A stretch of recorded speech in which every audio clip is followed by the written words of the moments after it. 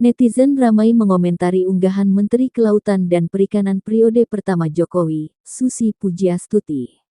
Susi mengunggah video penarikan pesawat milik maskapai Susi Air dari Bandara Robert Ati Besing, Kabupaten Malinau, Kalimantan Utara, Rabu, tanggal 2 Februari tahun 2022. Video ini diunggah Susi melalui akun Twitter pribadinya, @susipujiastuti. Hingga Rabu malam, video tersebut telah ditonton lebih 400.000 netizen. Dalam video berdurasi 24 detik tersebut terlihat pesawat milik maskapai Susi Air diduga dikeluarkan oleh Satpol PP Malinau. Mengenai video tersebut, Susi mencuitkan persoalan terkait pengusiran dari hanggar Malinau tersebut.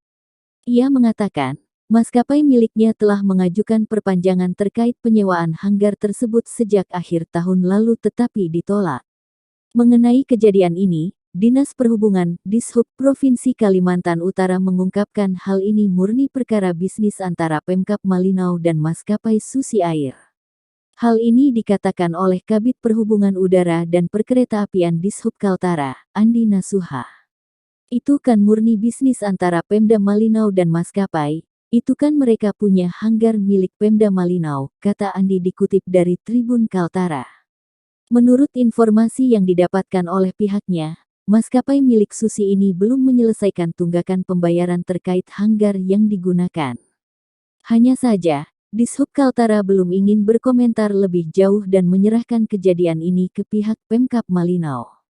Terpisah, mengenai viralnya video tersebut, Kasatpol PP, Damkar, dan Linmas Malinau, Kamran Daik, mengatakan hanya menjalankan perintah. Kami sebagai petugas hanya menjalankan perintah dan kami hanya menjalankan tugas berdasarkan surat perintah kepada kami dari atasan, kata Kamran. Kamran juga menegaskan aksi pengeluaran tersebut bukannya tanpa izin dan telah menemui otoritas bandara serta disaksikan oleh pegawai Susi Air.